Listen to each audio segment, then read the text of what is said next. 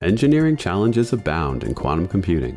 Technologies like Interconnect and improved memory for repeaters will enable these machines to accelerate and power in connectivity in the future. QNEXT is one of 5 quantum information science research centers funded by the DOE to help develop these technologies, in addition to strengthening the nation's leadership position in the quantum arms race. Find out more in this episode of the Post-Quantum World. I'm your host, Konstantinos Karagiannis. I lead quantum computing services at Protiviti, where we're helping companies prepare for the benefits and threats of this exploding field. I hope you'll join each episode as we explore the technology and business impacts of this post-quantum era. Today we're talking to the Chief Technology Officer for QNEXT, which is a Department of Energy National Quantum Information Science Research Center. He's also a senior scientist at Argonne National Laboratory and a professor at the University of Chicago. Supratik Guha, thanks for joining me. Thank you, Konstantinos, and thank you for having me. Yeah, it's good to get to talk to you again, this time on the show.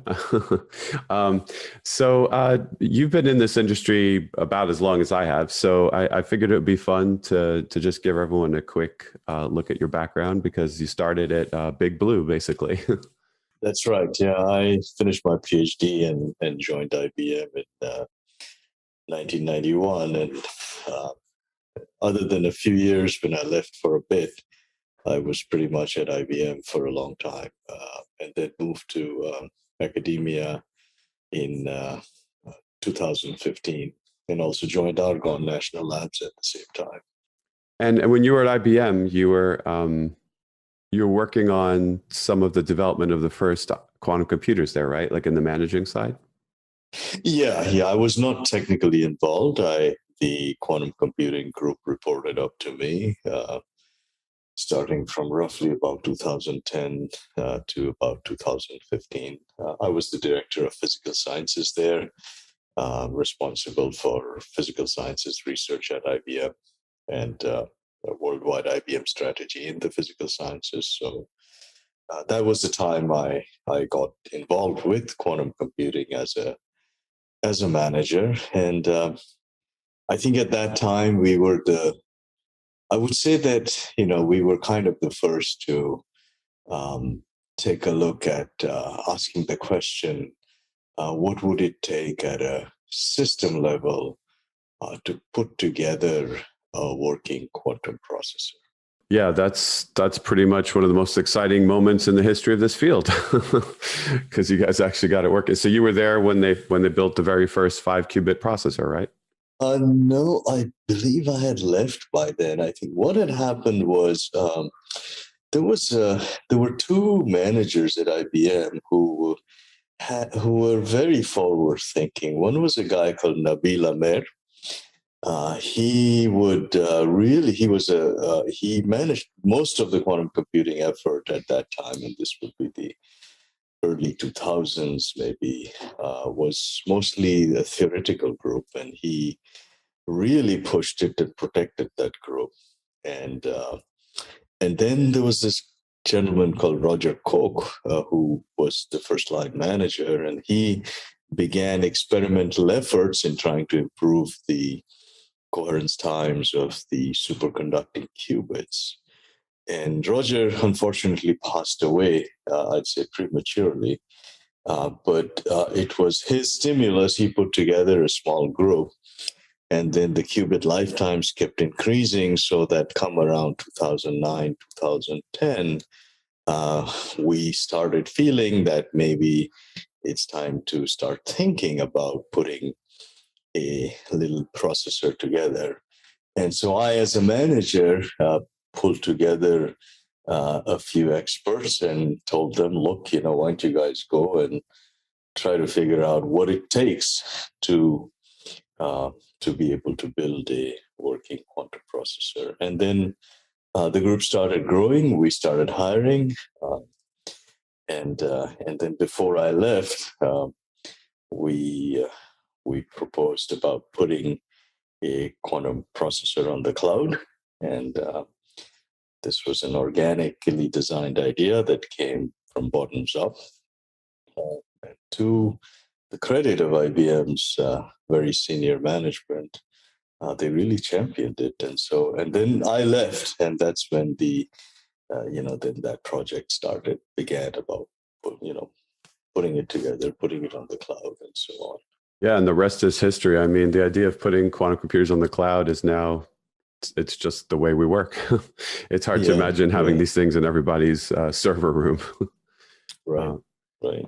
So now at QNEXT, do you want to tell us a little bit about that?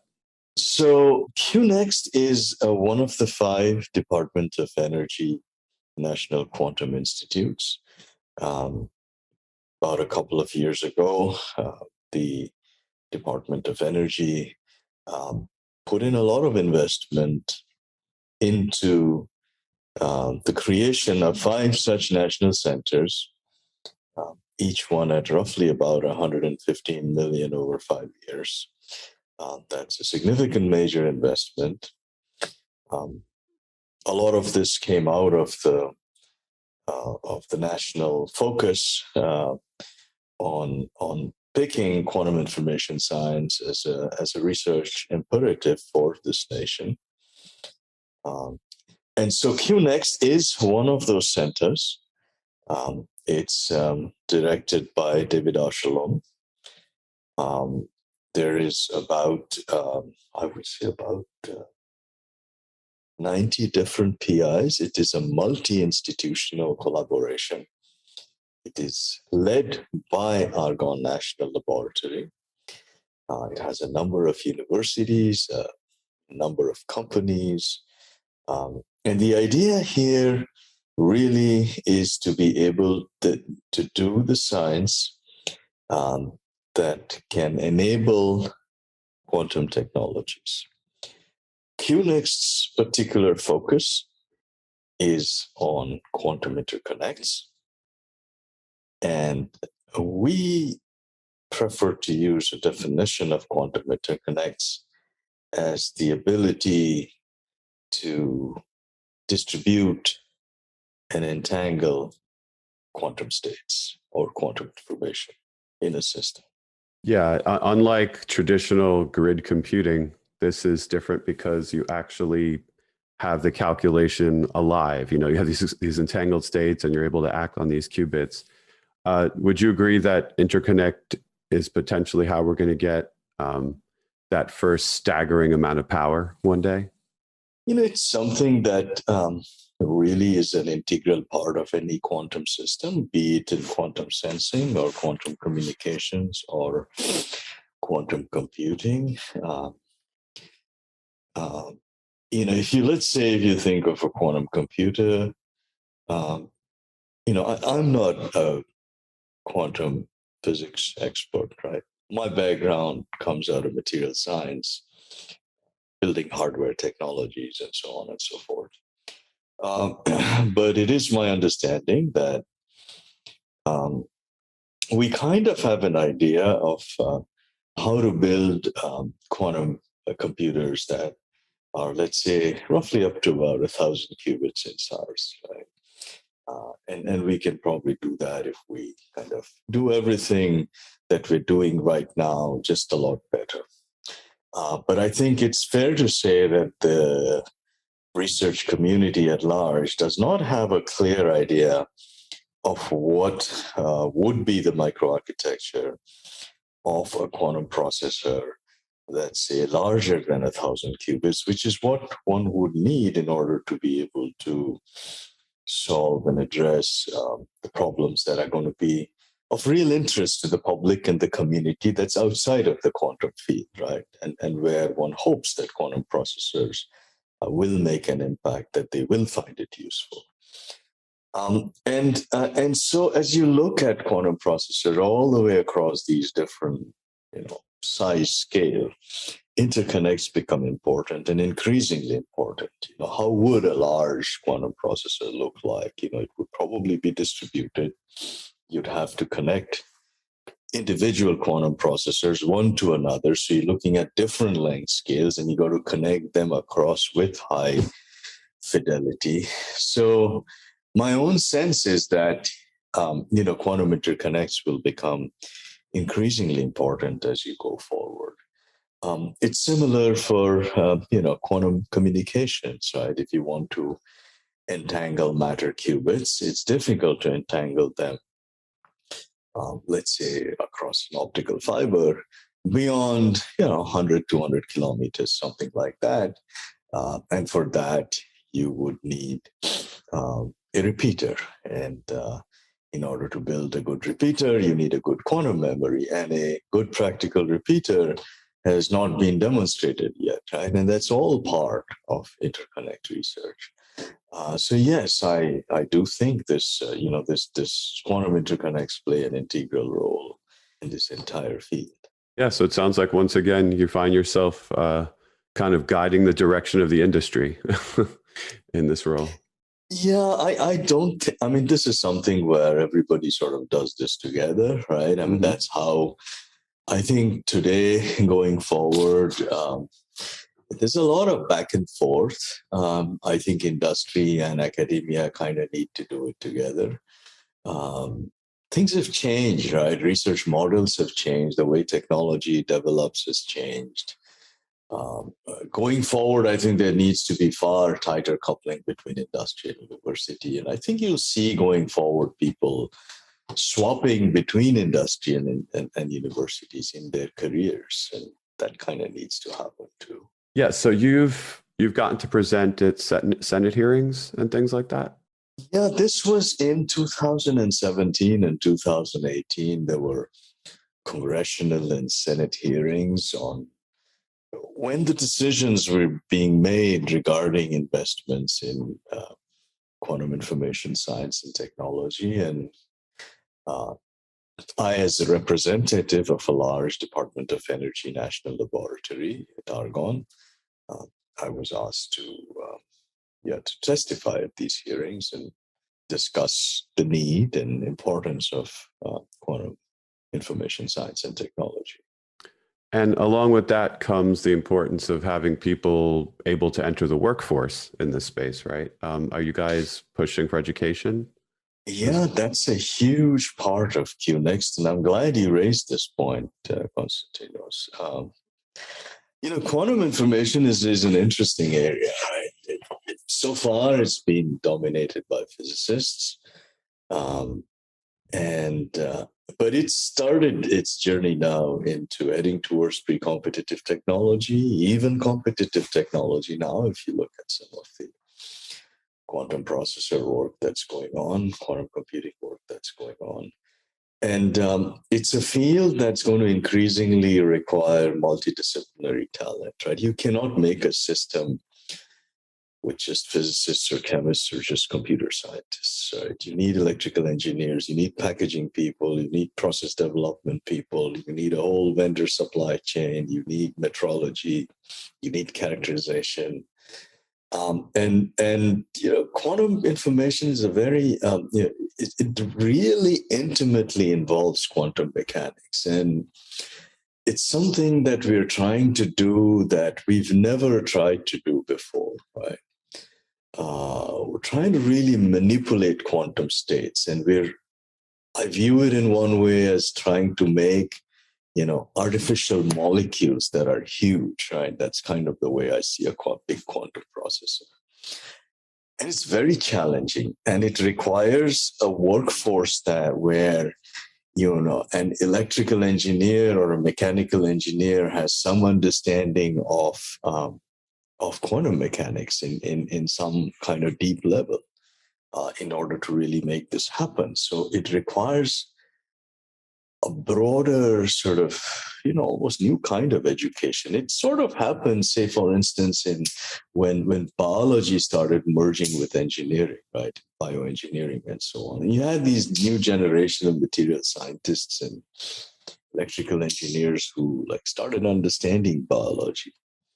And that sort of thing needs to happen. There's new workforce requirements. So workforce is huge for QNEXT, and we believe that our workforce development, it can't be in the sort of, it can't be just confined to a university. That we hope that our graduate students will do their PhDs in collaborating with people from industry. They'll spend their time in national laboratories doing their experiments so that they are exposed to the professional environment that national labs and industry labs can provide. And I personally am a huge champion of this because when I was at IBM, I had students who did their PhDs co-advised by me, and they would spend a lot of time in my labs, in the industry labs, and they would see what were the relevant problems there, what was the work culture there, that sort of stuff. And that's hugely beneficial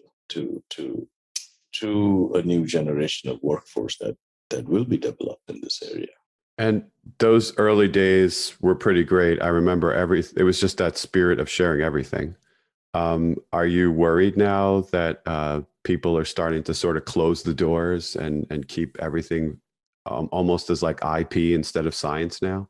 And that's another great question, right? Right. So when you start developing a science, turning it into a technology, at one point, clearly, IP barriers start coming up. Proprietary nature of stuff starts rising, and that's totally understandable, and that's totally needed. In the end, these need to fit into business models. The question is, when does that begin happening, right? If I were to give an analogy from the past, if you look at silicon microelectronics research, there was a lot of stuff that was put out there. Industry researchers used to participate in the academic community openly, and they were like cousins of professors, that sort of thing, intellectually. And that has changed over time. That doesn't happen as much as it used to. There are some downsides to it. You end up having different companies reinventing the wheel, right? Let's take, superconducting qubits, for instance. And, right now it's a metal and a dielectric, and you build sort of the stack, and the coherence is affected by defects, by surface states, by interfaces, that sort of thing, right? There are materials issues. Now you got different companies all trying to solve this, and each may have their own solution. If there were a common base of understanding of this sort of thing, then that would be great, right? This is what happened in silicon technology. If you have a silicon dioxide dielectric on a MOSFET, you want to passivate it, you want to understand what those types of defects are. And there were people who did that sort of work, and they published it openly. So that balance needs to happen, right? And this is also where I believe these 5 National Quantum Institute centers will play a huge role, right? And this is where the government funding and investment will hopefully play a huge role in providing that almost like reference voltage of knowledge, right, to this field. Nobody alone can develop this field. Today business models are different, as I said, and the kind of investment required to do the sophisticated level of research that's needed today can't be afforded by anybody. So if I put my industry hat on, it's like thinking about this like a high risk, high payoff model where everybody is sharing the risk. Yeah, and to keep all these things motivated and moving, there does tend to be a lot of hype, right? I mean, without a little bit of hype, the industry kind of stagnates, but then you get into the false expectation game, and it becomes sort of a give and take to try and move along this kind of development. How do you find a balance there? I agree with you, Konstantinos, and you said it right that you do need a little bit of it, but you can't have too much of it. And sometimes, maybe you shoot for 100x improvement, but then from a product point of view, maybe a 50% or 2x improvement is good enough. And then, you say the rest was hype, but it was useful hype anyway in the end. But sometimes you can tend to overhype things. And I mean, today with all of these social networks and, that sort of thing, there is a tendency for things to go overboard, and we just need to be very careful as a community to try to not make that happen, right? And I'm not sure that there's a ready-made formula to do this or accomplish this. Yeah, definitely. We kind of have to figure that out as we go along. There have been instances of, technologies that were good. That was good stuff, but it failed because it was overhyped. And there's been great technologies that have creeped up on us without any hype. Solid state lighting is an example. It's changed our lives, but there was no hype on this, right? Mm-hmm. Let's look a little bit at like some of your more technical work, if that's okay. So I know you were involved in material science, right? Yeah. So were you working on quantum memory? That's what my students and I and some colleagues here at QNEXT are working on together. So this is a new field for me. Quantum information science is a new area for me, but we're trying to develop some oxide-based solid-state devices with rare earth atoms embedded in it. These rare earth atoms are going to be the memory elements. But we're trying to build this, trying to develop the science of this for use as quantum memory for quantum repeaters. Yeah, so we've been looking at dielectric oxides that are hosts, solid-state hosts, to embed atoms such as erbium that will be the quantum memory element. Erbium is attractive because it has atomic levels, electron levels that can be accessed using photons with wavelengths of about 1.5 microns, and that's the C-band optical transmission wavelength that's used across the world in optical fiber communications. It would make it compatible with optical fiber that's already laid in the ground today. So you're working on using memory in that context, and not something like memory involved in, let's say, running large search or anything like that. Because I know there've been some challenges with getting Grovers to work without a certain type of memory. Yeah, not yet. I think what we're trying to do is trying to develop these materials in a device where you can store a quantum state and retrieve it. Now, these memories or adaptations of these types of memories may be usable in storing quantum information while, say, you're loading a large classical set of data onto quantum states. I'm guessing that's what you're trying to refer to. Yeah. But for our work, it's mainly, you got to focus on one sort of target, and we've thought about building a quantum repeater. But I have the sense that these types of memories or these ideas can be used across the board. I think eventually you will need quantum memories to be developed in any large processing system that you might wish to build. So it's a device element that's going to be important, I think. Yeah, at that point, you start to look at this as, is this just becoming another von Neumann machine, right? This general idea of the memory processor interaction.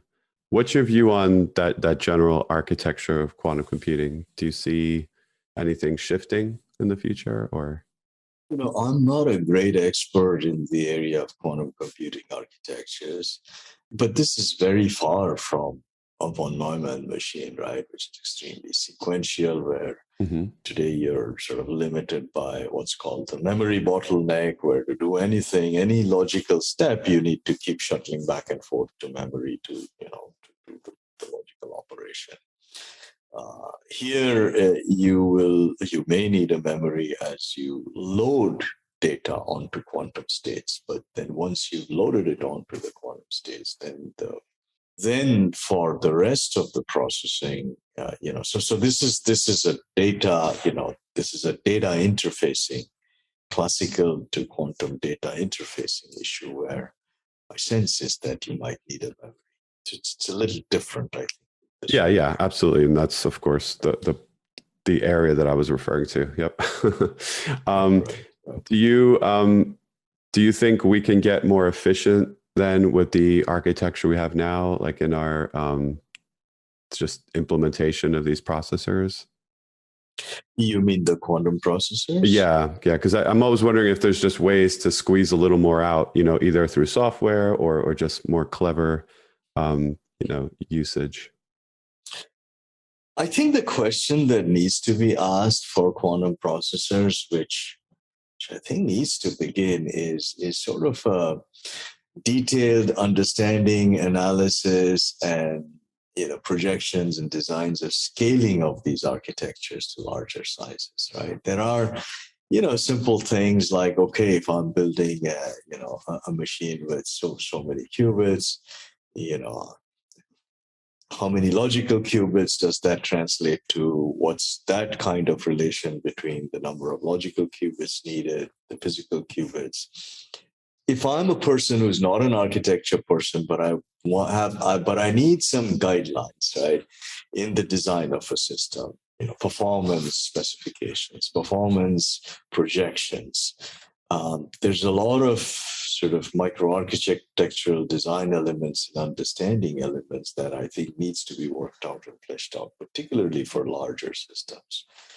And I think that sort of needs to happen, right? More sort of rigorous system level analysis and micro in the sense, but microarchitecture level analysis of these systems need to begin to happen.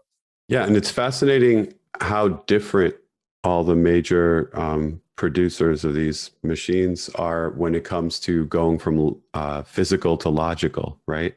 Like Google recently talked about how to get truly error-free computing in their mind, they would need about 1,000 qubits for one logical qubit. And then just a week later, Honeywell said, well, we can give you 4 logical qubits if we just use 3 for error correction. It's like, well, that's a very big difference. Right. And so then I think there needs to, be a sort of a common consensus as how you benchmark these, how you define these things. This translation between logical and physical qubits, the material properties of the qubits also come into play, and their fidelities and the fidelities with which you can connect, one subcircuit to another subprocessor across distance. Those things start coming into play, right? So somebody needs, this is like, I view this right now as, there's this elephant and it's like a bunch of people viewing the elephant from different directions, right? We need a kind of almost like a closed form analysis where everything is put out together and, kind of some people, it's not going to happen right away, but this is a direction where people need to start heading towards sort of comprehensive analysis that's also free of hype, right? Yeah, that's important. And of course, we still see these systems working with like classical systems hand in hand, hybrid solutions. And in the future, I think we'll still be using classical systems to kind of shepherd the performance along while you're doing a calculation. Do you see any other type of computing besides quantum playing a big role in the future of this industry? I mean, there is a feeling that a quantum processor will initially be like an accelerator piece in a large classical system, right? That's like, there is one school of thought that feels that that's how this stuff is going to get in, that there are specific functions that, just like an accelerator does today, will be done by a quantum processor. So that connection, that, the classical to quantum interface, I think, becomes really important. Going forward for the future of computing, in addition to quantum, right, I kind of see a couple of other things. And one is what a lot of people have been talking about, is because computing has become very data analytics, AI, they've kind of changed the demands put on a hardware machine. Scientific precision isn't that important anymore. Classification, seeing patterns, that sort of stuff becomes important. So there's a lot of interest in the sort of neuromorphic type computing where you try to do a bunch of things together without getting into this memory bottleneck problem. There's going to be a lot more integration of memory and processing, essentially trying to fuse the two together if possible. And then there's another piece of computing that I think is emerging, and which I think is coming from the direction of sensor networks. That's a big area that's emerging. You can call it Internet of Things, cyber physical systems, but it boils down to a bunch of sensors doing some processing locally, and then information being shuttled across this network, and some processing being done centrally. I view this as, where a distributed computer is heading. So I view that as another trend in computing. So those are the three things that I see, right? Quantum, a large-scale sensor-driven distributed computing, and this sort of neuromorphic type approach that starts departing from von Neumannian computing in the sense that it starts really fusing memory and logic closer and closer. Yeah, it starts to simulate more of like the human brain approach, maybe.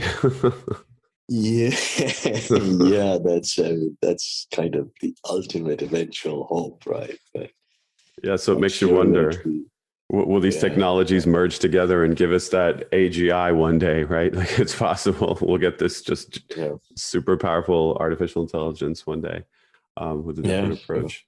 We can hope. I think you're going to keep seeing quantum computing come up in science fiction as a result. Yeah, I am hopeful that there will be some practical products that will come out of quantum computing, maybe in a 10 to 20 year time scale.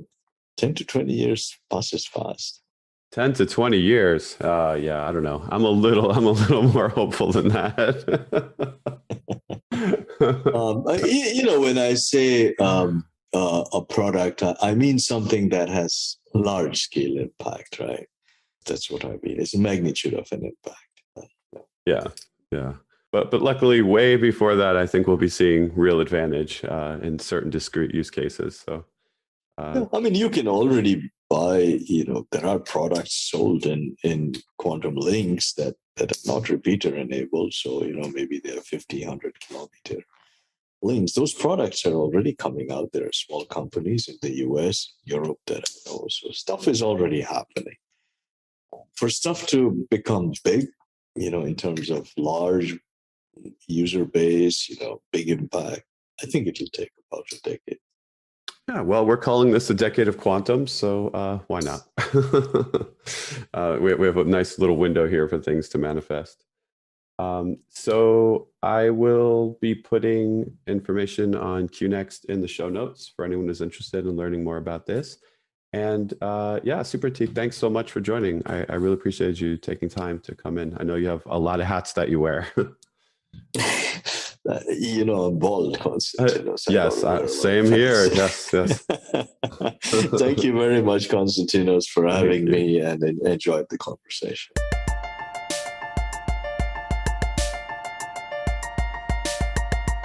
That does it for this episode. Thanks to Supratik Guha for joining today to discuss QNEXT. And thank you for listening. If you enjoyed the show, please subscribe to Protivity's The Post-Quantum World, and maybe leave a review to help others find us. Be sure to follow me on Twitter and Instagram at ConstantHacker. That's Constant with a K, Hacker. You'll find links there to what we're doing in quantum computing services at Protivity. You can also find information on our quantum services at www.protivity.com, or follow Protivity Tech on Twitter and LinkedIn. Until next time, be kind and stay quantum curious.